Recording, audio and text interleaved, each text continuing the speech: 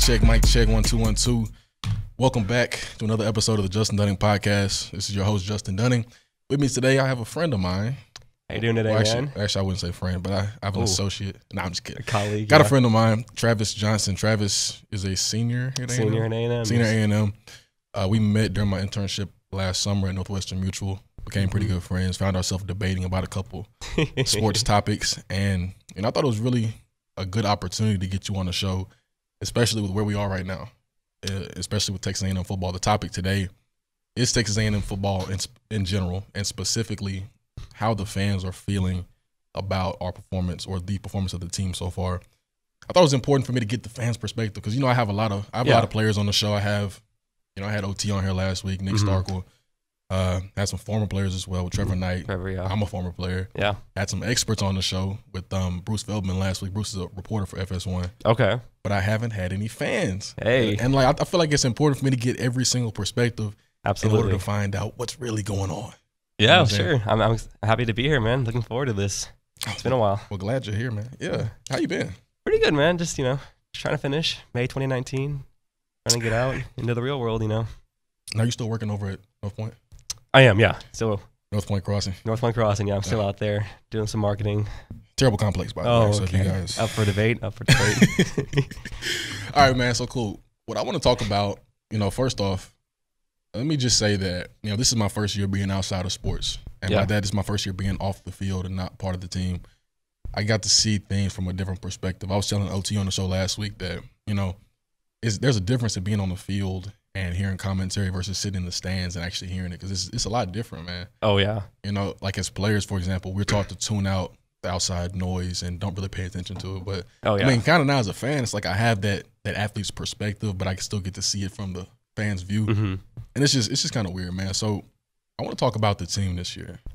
Where we are right now, we're currently 5-4, Texas A&M. 5-4. As a fan, what is your current outlook on it? How have we performed so far? We've obviously had two really bad losses these past 2 weeks. It seemed like a lot of people will think, the team kind of gave up in the fourth. For 3.5 quarters, we were dominating. We were just on both sides of the ball, really. And it's just like, you see this trend, and you kind of see it every year where it's like, second half of the season, the team, we fall apart. And I know we had two losses prior. We had Clemson and Bama, but Clemson was an exciting game, it was a lot of fun. So that one, as the fans, we let it slide. Some questionable calls towards the end, so you can't blame the players on that end. But it's just like right now, you see this trend where it's like, all right, we play State, we have Ole Miss, Auburn. These games, it's like you never know. We should win, but we're not winning them, and it's just like, I guess the growing frustration with just every year is kind of what's getting to them right now, and with the new coach and everything, you just kind of want to see. You want to see something new, but also it's like it's just hard. I mean, you think this is a different team? I mean, obviously you've seen them play. Oh yeah. I feel like every single year the fans get so excited around September, October, and it's like, turn it down. Girlfriend, yeah. Chill out. Anyways, I feel like they get so excited September, October, and rightfully so because we play so well. Yeah. And it's like this November curse that is around us. And, for me, seeing it is really disappointing because, first off, we're not the same team. We're not. We're a different team, different coach. Absolutely. And I thought that it was going to be different this year. But after 2 straight losses, it's not looking good right now, at least. No, it's not. Are you optimistic for the future? Oh, absolutely. We've seen a lot. For instance, starting with Kellen Mond. Kellen Mond's night and day. Last year to this year, he's totally different. I agree. He's had some struggles in the past couple of weeks, but season as a whole, I think he's been tremendous, and Travion's been great. And it's Jimbo's first year. He doesn't have his his players, his system quite down yet. But I think next year with the class that we have coming in, there's no reason why we shouldn't contend with LSU, and I'm not gonna say Bama yet, just because it's I think they're on a whole new different breed. Yeah, different breed of teams out there. Yeah. But I don't see why we can't contend next year. Once everyone kind of knows what's going on, and especially with, like I said, with that strong class coming in. Right. I'm glad you brought that up about Kellen too. There's a freaking mob right now that's ready to throw Kellen overboard, and they're ready for Nick Starkle to be the quarterback. Yeah. I mean, it's really sad for me to see. Well, matter of fact, this is a great segue into where I want to go. Let me talk about the incident that happened this weekend. So, there's a page I follow on Twitter by the name of Gig'em Gazette. Okay. It's like a newspaper on campus or whatever. Yeah. So I follow them on Twitter, and I don't know if they know, but I'm subscribed to their tweets for their notifications are on. Yeah, so I get every yeah. single notification on game day. Right. But I enjoy their tweets. I enjoy to see people's, opinions. Yeah. And so Mississippi State game last week, Yeah. I was seeing them tweet some negative things about Kellen Mond. And I mean, he wasn't playing that well, so I kind of understand the criticism. I let it slide. No big deal. Yeah. The next game comes, the Auburn game. And they're still tweeting negative stuff about it. And I mean, to their defense, he's not playing very well right now at this moment. But he's not playing like bad. I mean, he's not. But they want him to be like the caliber he was versus Clemson or something like that. Right, right. And so I got a whole different story about that. But anyways, yeah, I've seen more negative stuff. And even if they were when they were saying this stuff, they were like just throwing shade at him. And it was like sarcastic, like, oh wow, Kellen Mond just threw another interception. Surprise. And it was like really sarcastic and stuff. And I'm like, bruh. And so after the game, we're all frustrated about it. I'm frustrated. They're obviously frustrated. And so I tweet at him and I'm like, have you ever tweeted anything positive about Kellen Mond?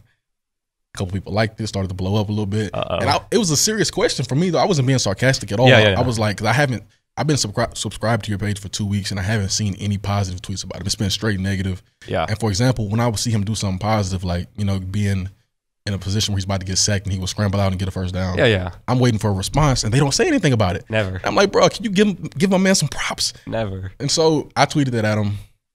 They came back with a response like 5 minutes later. They're like, in fact, we've written a couple articles about him early in the season, yada, yada, yada. They sent them to me. I said, okay. I let it slide because they proved it. They said, okay, we have posted positive stuff about him. But that wasn't the end of it, okay? Because a fan, I'm not going to drop his name, bro. But this fan decided to tweet back at me and was like, has he given us anything positive to tweet about? I was like, okay, I'm with you. Okay, that's your opinion. Yeah. The second part of it, this guy was like, oh, in PS, Ole Miss is going to throw for 600 yards against us on our DBs or something like that. But basically alluding to the fact that our defense or DBs are terrible, right? And so at this point, widely incorrect. Yeah, exactly. And at this point, I have a problem with it because here's my thing. I'm okay with fans, critiquing and adding criticism or even being frustrated about the program not performing. But I got a problem with when they actually come at young men and say, Kellen Mond is trash or our DBs are trash or actually demeaning them and describing them as something that they're not. Or not even that's widely incorrect though. That's what I'm saying. Our defense is, I think, our best facet of the game right now. Our defense. Yeah. I agree. But I mean, our DBs, they've struggled because against Nick Fitzgerald, they let him throw all over, and I understand that they have to improve. But I just don't like when people demean the program. And so me and the guy had a little back and forth, and he's like, "Okay, he's basically saying that you defending them means that you're okay with mediocrity and you're applauding that." And I'm not saying that. My whole point was this. I don't think fans realize, and I have a player's perspective on this, so I can add to it, that the fans have such an impact on the players and how they actually play. You think, home field advantage is not something made up, right? Oh, no, and so that same energy that you can add to the program, during a home game, you can also take that away with all these negative comments. And I know we're taught as players to tune that out, but they see it. Oh, yeah, you have to see it. It's impossible not to just tune it out, especially with today and social media and whatnot. What is your take on fans, negatively critiquing student athletes? I guess I see where the fans come from, where they expect, a program like Texas A&M to be dominant, at this point in the game. But it's not fair to point out particular players when they make a bad play or when they lose the game. It's a team as a whole, and really it really comes down to play calling too. Play calling, in this crunch time, especially the past 2 weeks, hasn't been there. And you don't put that on Mond or Travion or players like that because they're just they're going with what the coaches say and what they think is going to be best for the team. And so to put all the blame on, for instance, we'll go with Kellen because we're talking about him, on Kellen, it's not fair when, he's done so much to get us into that spot in the game. Right. And then, he has, one bad series or one, bad throw. And it's just you really just can't put the blame on one player. But, they're the ones that we see, out on campus, out at Northgate and stuff like that. So we're quick to assume hey, hey, you screwed up. What are you going to do better? Why can't you, fix this and this? Right. And see, here's my thing too. I don't think fans realize, or maybe they do realize, they just don't think about it. The players take so much of that personally. Yeah. And I know they shouldn't, but as far as, how they perform and how they represent their team, because they represent a lot of people. They represent their team. Oh, Their yeah. brothers to the right and left of them, their coaches, they're representing their family, the entire university. Yeah. And I mean, when they go on national television and they don't play up to par and they play negatively, you know, they think about that and they go home and, you know, I've been around people who started to doubt themselves because of it. And my whole thing is you don't have to add to the negativity that they're already experiencing because they take it so much harder than anybody. I understand a fan may be pissed off. I was pissed off about the game. You know, I was like, we have to improve in this area. I'm not calling people trash. Yeah, I'm not gonna go on Twitter and just start roasting them about it. It's not their fault. I mean, not roasting boys. They're trying. I mean, it's just like I don't know. Like, I mean, I'm guilty of it too. So like, I've have said my fair things about this team and just other teams that I support and whatnot. But at the end of the day, and there are people, they see the tweets and it's like, you probably wouldn't say that to them in person. It's just like you're behind the monitor, so it's like they feel like they have that safe zone where they can just talk trash and it's I won't see this guy in person, so it is what it is. Those are Twitter fingers. Exactly, a lot of Twitter fingers out there. And so here's what I'm saying. I'm not saying we have bad fans because we obviously have, if not some of the best, we have the best in the nation. I agree. I truly believe that's not even biased. I truly believe that. Absolutely. This is what I'm saying, man. We have a couple guys, and like I said, the guy I mentioned earlier, I'm not going to say his name, but him along with a couple others that just add too much negativity. And my biggest thing around the negativity is you have to find a way to uplift the program. You don't just add in so much negativity and then just drop it there. Absolutely, yeah. And so, like the analogy I always give is I feel like the fans have a direct correlation and direct relationship with the team and the program. We're all together. Yeah. And I told the guy that on Twitter, I said, we're all together. We're supposed to be supporting each other and building each other up. Right. And I think like the parents are like, the fans are like parents to the team in which that, say that a kid went out and had a terrible singing recital, went out there and butchered every note. And they did terrible. The parents not going to walk up to him and say, God, I'm losing hope in you. You were doing terrible. I just don't know anymore. Parenting 101. Okay. Yeah. They may say something like that. They may be like, okay, that was awful. But there's always a but. And there's always you're giving them hope and trying to lift them up some more. And so they're gonna say, yeah, you did terrible, but I believe in you and I believe you can still get things going. Yeah. Because that boost, that's adding to their confidence and is helping to lift them up. Because the same way that you can add to somebody's like positivity, the home field advantage thing I talked about, you can add negativity as well. You can tear it down. You can take it away. Yeah. So, that, and then what else was I gonna say? Kind of with the speaking on that negativity thing, I wanted to talk a little bit about just to kind of paint a picture for how much negativity actually influences. I played with a guy, and this was a couple years ago, early in his career. He was kind of a victim to all that negative criticism, and I know we're taught to tune it out, but like I said, we see it. And, and all these comments are just flying around. We see it, and so a guy, he was forced into playing time early in his career.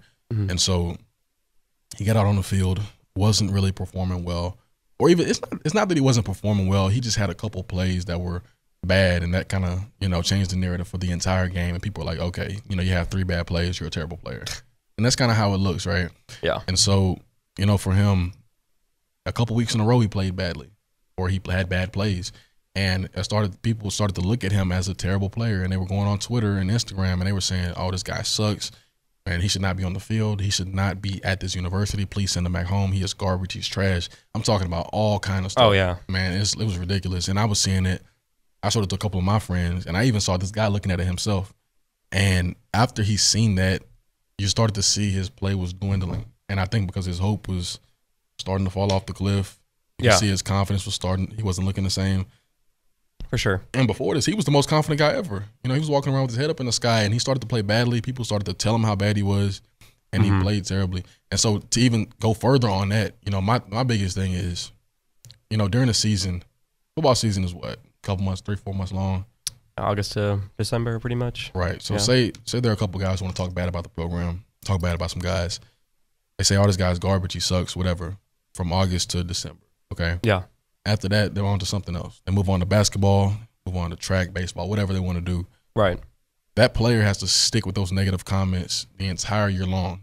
Like it's not just a comment to him. It's personal. Yeah. And they have to take that with them. And I just think it's a really rough situation. And so my biggest message to the fans, whoever's listening right now, is you can be disappointed in a program and you can, be furious with how they're performing. But you don't have to negatively attack a person. And then not only that, but if you are negatively attacking them, at least lift them up. I had a coach who used to call me all kind of names and whatnot, just talking crazy to me. But he would lift me up after that and say, "I believe in you, son. I think you can do it." For sure. And that last part is huge to me. Yeah, it's like one of those things where, we expect, athletes just to be, perfect all the time, and we hold you guys to a different standard than, the average student out here. And it's just like, at the end of the day, you guys are people, we're people, we all have feelings and stuff. So, while some criticism is okay, like you said, that you just got to have that positive reinforcement, like, hey, you didn't play well, you messed up, but we got your back. And I think once the fans kind of realize how much, we have an impact, on you guys and as a team, that might change some perspectives and hopefully, diminish what's been going on recently with the program. Because I know we're in kind of dark times right now, but we're gonna be better. It's gonna be fine. Like, we just gotta relax. We'll get there. It just takes time. Absolutely, man. Okay, so let's talk about how this team will possibly finish. So we have LSU, right? The last week of the season. Yeah. We're currently 5-4. 5-4. We have Ole Miss and we have UAB. Yeah. Ole Miss, UAB, LSU. Right now, a lot of people are expecting us to finish 7-5, which is the exact same record we had last year. Okay. If A&M finishes 7-5, do you think it's an improvement for the football team, or do you think? Because a lot of people are saying, "Oh, we basically hired Jimbo for no reason. Paying him $75 million for no reason. We could have had the same thing with Kevin Sumlin." What is your take on that? I think that's not correct at all. It's a whole new system with Jimbo, and you've seen it. Like, we've played well in these big games. Like, we're winning these big home games, like against Kentucky, for instance. We didn't have that with someone back in the day, so It's like we're definitely improving. And the record doesn't like always show whether you're improving or not. Like, that's just not how it works. Like, right now with our system, you can see that there is an upward trend. There's a lot of hope around this program that we can't contend. As far as finishing 7-5, I don't see why we can't. And LSU is good; they're great. But I don't see why we can't beat them. They just got stomped by Bama. They didn't score against Bama. We can beat them because, like you said earlier, home field advantage is a different. Especially Kyle Field, it's a different thing. Like, we absolutely can come, or they can come into our house, but we can't contend in that game. Right. We have no reason to lose to Ole Miss. We better beat the brakes off UAB. But as far as whether it's an improvement or not, we're absolutely a better team this year than what we were last year. Absolutely. So you're not caught up in that whole same old thing? No, not at all. But a lot of people are. What do you say to the person that is caught up in that?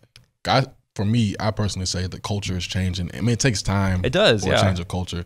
You have to be patient. Like, you can't just hire a new coach and expect, first year everything to be, fine and dandy. Look at Texas with Herman. Like, first year they were kind of rough. And now, they're a good team now. They had a rough loss last week. Have they improved since they've hired Tom Herman? Yes.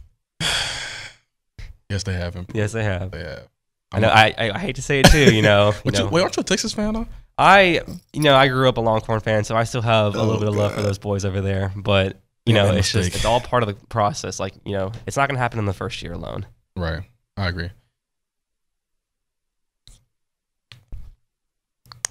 I'm dehydrated, bro. Goodness gracious. Too much talking, Niagara water.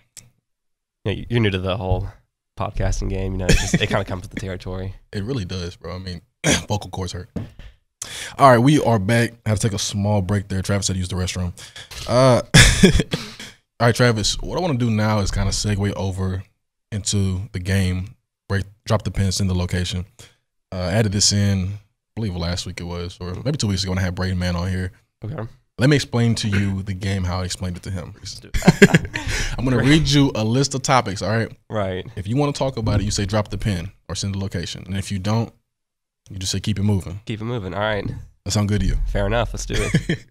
Great explanation. So the first topic, Kansas fires their head coach after a 6-39 record over 3 seasons. Drop the pin or keep it moving? Let's drop the pin. Talk about it. Okay, first off, Coach Beatty is my guy, actually. He was here at Texas A&M. I did not know that. Okay. Yeah, he went to Kansas. He was their head coach over there. 6-39 after 3 seasons. Yeah. I've seen a couple reports saying they're looking towards Les Miles as their new head coach. Les Miles? Yeah. Okay. But, with such the losing tradition over there in Kansas, you think it's going to be a struggle to get a new coach? And, was it the right move firing him? I think it definitely was. Like you said, you can't win 6 games over X amount of years and expect to keep your job. We just saw what happened in Cleveland with Hugh Jackson. But it's hard to recruit in Kansas, man. You can't. Nobody wants to come to Kansas to play. Kansas State's got some players. They've always been a pretty decent team. And Iowa in that general region. Iowa State's got some players too. I mean, the Midwest has some talent up there. Like, I don't see why. And Kansas is a big school. Mm-hmm. I know they're basketball first, obviously, but like, you can't win 6 games over 4 or 5 years and expect to keep running the program. And I think he knew that too. So it's just like, yeah, it's Kansas. You don't expect them to be a football school, but I mean, the talent in that region is definitely there. Like, people can definitely play up there. So I think it was the right move right now for that program. Right. But to get a coach like Les Miles might be kind of tough because it's Kansas. But no, it was definitely the right move though to move on. Okay, I agree, man. I agree. All right, next topic. This one's kind of catering towards you a little bit, but Julio Jones scores his first touchdown since week 12 of last year. Yeah. Drop the pin on that or send a look at, or keep moving. Let's definitely talk about that. I've had a lot of combos about Julio and Hopkins. And man, for the listeners, me and Travis used to have a lot of discussions about who the best receivers in the league are. And, I would always say it was Julio Jones. He's a big Houston Texans, Houston Rockets fan. He thinks that DeAndre Hopkins is the best thing since sliced bread, and which he's the best in the game. That's arguable. Now, it's not. First off, let me ask you this on air. I want you to put your hand. I want you to swear over this stack of paper to be completely honest and tell the truth and nothing but the truth. Absolutely. Who do you honestly think is the best wide receiver in the league? Without a doubt, DeAndre Hopkins. Without a doubt. I think we're seeing it right now. Look at the man. Look at the quarterbacks over the past decade this guy's had. Look what he has now. Straight, always up there. Always up there. He has always been. I'm thinking, when I talk about the best, I'm looking at the eye test. Yeah. He passes the eye test, but Julio Jones is a freak. And Hopkins isn't? He is, but not Julio Jones-esque. What are you talking about? He's a bigger athlete, a stronger athlete, he's a not faster that much athlete. Bigger. No. That much? He's like 6'5". Okay, what's Hopkins? What, 6'? We need a height check on DeAndre Hopkins really quickly. Hold on. Yeah. Yeah, let me look this up. Height check. I'll give you some measurables. Height, weight, 40. Okay, hold on. They're obviously not in the same. DeAndre Hopkins is like an average size receiver. Oh my gosh, he's a freak of nature. His hands are literally twice the size. I got big hands too. His hands are twice the size of my hands. Okay, hold on. Let me pull up these numbers. Unbelievable receiver. You've seen the catches he's had all year. I have. He's a hell of a player. I would say he has the best hands in the league. Absolutely. He's the best route runner, but probably. Not the best receiver, though. Oh, yeah. You guy with 1 touchdown be the best receiver in the league. He don't get touchdowns. That's not his fault. Yes, it is. It's not. He's putting up numbers, though. It's not his fault. He's not. Okay, let's pull up the stats right now. If they're not getting him the ball in the red zone, that's not his fault. Because he's not open. He can't get open. He's always open. He's a big body. If he was always open, he'd have more touchdowns. Hold on. Okay. How are you going to say he's not? Oh, my God. Oh, they're all pretty close. Dang. I thought it was bigger than that. But yeah, they're all. Yeah, Hopkins is a big dude. He's not big. Hopkins is he's the exact same size. He's listed as 6'1", 210. I'll probably give him 6'1", 205 maybe. Oh, my God. Julio Jones listed as 6'3", 220. Okay, so they're literally the exact same, pretty much. 2 inches more, 10 more pounds. And yet still can't find the end zone. You were hating right now, bro. I think Julio Jones is a great player. I think he's probably the 3rd best receiver behind Antonio Brown and DeAndre Hopkins. And DeAndre Hopkins is number 1. All day. Non-Houston bias. You don't think that's a Houston bias? Absolutely not. Oh, man. You can't have 1 touchdown and be the best. It's like Patrick Mahomes. If he throws for 5,000 yards but 15 touchdowns, how is he the best? He's not. He's putting up numbers. Exactly. He's scoring touchdowns. He's scoring and putting up yards. You can't have one or the other. You have to have both. Okay, look, when you're comparing 2 players, though, sometimes the numbers doesn't always equal the better player. Okay, do you agree with that? To an extent, yeah. Okay, sometimes you can look at them and say, okay, this player is better than that player. Okay, that's like the same discussion they have with LeBron James, Michael Jordan. Michael Jordan obviously has 6 rings. LeBron does not. The numbers don't really add up. But some people look at LeBron and say LeBron is a better player. Right. I look at Julio and say Julio is a better player than DeAndre Hopkins. On what factors do you think he's a better player? I think if I was playing personally and I was guarding him, I would rather not guard Julio Jones because I feel like he would just destroy somebody. I think Hopkins would literally. Oh, I think he'd kill me. He'd probably punch me in the face on the line and then just get that separation. Oh, speaking of Houston Texans, let's stay right there for a little bit. Let's do it. Always drop the pin on that. Always. 6 straight wins. Okay. Killing it. And I was kind of getting in your ass at the beginning of the season, talking about y'all were, a little rocky. Yeah. I mean, which we were. Man, what do you have to say about the quick turnaround? It's one of those things, again, where it's like you have to let things develop over time. And, yeah, we were 0-3. We didn't have our mojo, like Watson was, fresh off the ACL injury. Right. He had just gotten back into it. He was a little shaky. Running game wasn't there, but now it's just like Bill O'Brien. A lot of people like him. A lot of people don't like him. I think he's a good coach personally. I like him with the system, but it's one of those things where right now, like we're clicking on all cylinders, and I don't see why we can't be one of the best. I'm not gonna throw it. Okay, we're not gonna go that far. We're not gonna go that far yet. I thought you were gonna make a prediction. No, I'm saying though we were close against Patriots week 1. That's all I'm gonna say. Okay. And it was always good to beat the brakes off the Cowboys on prime time. Can't say I wasn't expecting that to happen, but Okay, let's go Super Bowl projections. You want to drop the pin on that, or let's drop the pin. Okay. After watching last night's game out in New Orleans, like I was high on the Rams. I still think they're a fantastic team. Whoever has home field advantage between the Saints and the Rams, I think will end up winning the Super Bowl or being in the Super Bowl. Okay. So I'm gonna go with either one of those. I'll go with the Saints right now, just because they won last night, and Breeze was just unbelievable. Kamara, those boys, Michael Thomas even, also could be. Did you see Michael Thomas? He pulled out the cell phone. Yeah, that was cold. Yeah, that was dope. I loved it.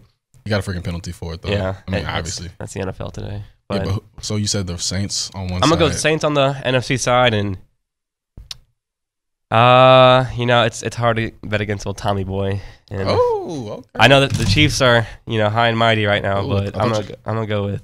Really? I thought you were about to say the Chiefs. No. You seen Pat over there? What are you doing? I mean, Pat's, he's tearing it up, but it's hard when he hasn't played in a playoff game yet. When you have Tom Brady, who's been there, every year it seems like. So I'm gonna go with Saints Patriots right now. Okay. Let's talk about. Let me see. I want to ask you about something. Oh, let's go with SEC power rankings as far as where you would rank the teams. You don't drop the pen on that. You don't keep that. We can do that. Okay. So if there's no SEC East, SEC West. Right. Because a lot of people are saying that LSU is the second best team. Yeah. In SEC, and they just got throttled by Alabama 29-0 at home. And I mean, like for example, I tweeted out during halftime of the game because everybody was saying that LSU played a good half. It was like 16-0 at halftime, and they were like, okay, they're holding them right now. The defense played great. Right. But see, you say that, but then I tweeted out, I was like, everybody's saying their defense is playing good, but Alabama was on pace for 650 yards. And I was like, that's true, yeah. Yeah, so that's true. So yeah, great to stronger that they were holding them. So the SEC championship game is going to be Alabama versus Georgia. Correct. Okay. Is Georgia the second best team in the SEC? Or because LSU beat them head to head. Exactly, and that's why I don't think they are. I think LSU is still number 2. It was a bad loss, but again, it's Bama. I think Bama's going to beat the brakes off Georgia too when they play them in the championship. So right now it goes probably Bama, LSU, Georgia, and I personally think Kentucky's very overrated. I mean, really. Oh yeah. Really? I think, dude, like the Benny Snow guy, whatever his name is, Travion Williams is way better than he is, in my opinion. Okay. I mean, we saw it happen, at Kyle Field. Like Travion's a far better running back than he is. He's great. I mean, don't get me wrong, but I think Kentucky's overrated. They should not have been number 9. That was a very favorable ranking for them. Really? You been keeping up with the playoff rankings? Yeah, a little bit. Who do you think is gonna make it to the playoffs? Yeah, Bama. I'm gonna go Bama, Clemson, probably Notre Dame, just because they don't play anybody good. Notre Dame, yeah. And then that 4th team is kind of tricky because for some reason I just see Michigan. I think they're gonna blow it. They always do. I feel like. Right.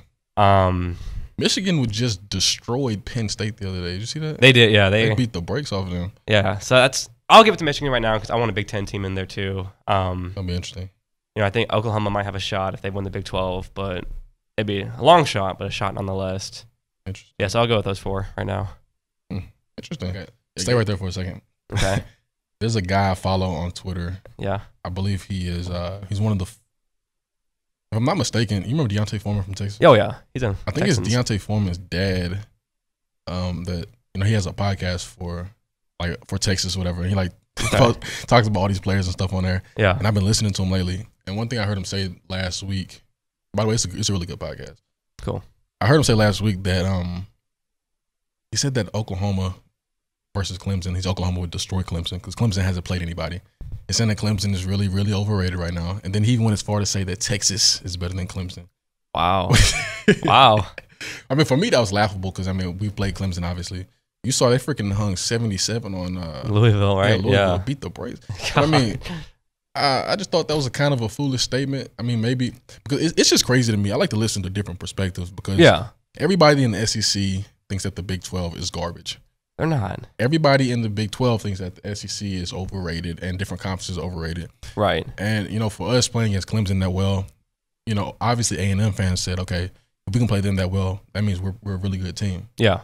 Texas fans look at that and they say, oh, A&M played them that well. Clemson is terrible. You know what I mean? Yeah, for sure. And so, I mean, is Clemson overrated, or do you think that Oklahoma and Texas could probably get with them? What do you think? Clemson is definitely not overrated. Trevor Lawrence is the truth. Mm-hmm. Oklahoma, I think Oklahoma can hang with them. The Horns, it's just one of those things where they would put up a fight like the way A&M did. You know, I think it'd be like a 31-24 kind of matchup, depending on where the game is too. If it's in Austin, I think it's close. I think if it's in Clemson though, destroy. Like 40-20, like, you know, not destroyed, but not relatively close. But no, Clemson Dabo's probably one of the best coaches in the game. Like, they're not overrated by any means, and they can beat anybody. Probably not Bama, other than that, but they can beat anybody. Absolutely. My last question for you, man, then I'll let you go. I know you're a busy man. You got stuff to attend to. Absolutely, yeah. What is your projection for how A&M performs next season? Next season, so it's going to be tough. I mean, we're going to Clemson. Mm-hmm. I hate to say, you know, another 8-4 year, so I'm not going to. Mm-hmm. I'm gonna say 9-3. 9-3. And would that be a success for you? That will be, yeah. 9-3, maybe 10-2 if we can sneak out one of those LSU Bama games. So LSU Bama. One of those. If we get one of those, 10-2. I'm gonna go 9-3 though, and that will be a success because you'll see the program, you know, is headed in the right direction. Absolutely, man. That's the biggest thing. I think we just want to see growth, man, and at least improvement in the slightest. And I think for me, I've seen that this year. I absolutely have. For a lot of people, it hasn't improved yet, but hopefully they can improve by the end of the season. For sure. Travis Johnson, ladies and gentlemen. Travis, good to have you on, man. Absolutely. Thanks for having me, man. Oh yeah, loved it. No problem, man. It's always a lot of fun. Travis, what's your name on Twitter and Instagram so that people can follow you? _TRAV12 for Twitter, and then Travis.Johnson0516 for Instagram. Absolutely. Travis Johnson, the spokesman for the people. I appreciate having you on, man. Appreciate it, man. Love it as always. Good to see you. Absolutely. And you guys be sure to go check out our video on YouTube. If you're watching this right now, go check it out on iTunes. But we're finally available on iTunes. Really? Yes. I mean, okay. It's been a ridiculous path, bro. I'm telling you, I came on here every week and I'm talking about, you know, we're about to get on this episode. We're getting on next episode. And they finally approved it. And so now we're finally available on iTunes. Love it. Guys, go get the Apple Podcast app. Download us on Apple Podcasts. Let's do it. Like, rate, review, you know, leave us something. Throw me a nugget, you know, please. Give us a nice comment, you know. We're not getting those these days. Yeah, leave a nice comment. And also, man, go subscribe. Go download us on Spotify. We're on Spotify, iTunes, and YouTube right now. The Justin Dunning Network. Go check us out, man. Leave a comment. Anybody you would like to hear on the show, any comments you'd like to hear discussed on the show, leave a comment, or you can tweet it directly at our page, or tweet it at the hashtag Justin Dunning Podcast. Cool, man. Great having you on. Thank you, man. Absolutely. All right, guys. Peace. Peace out.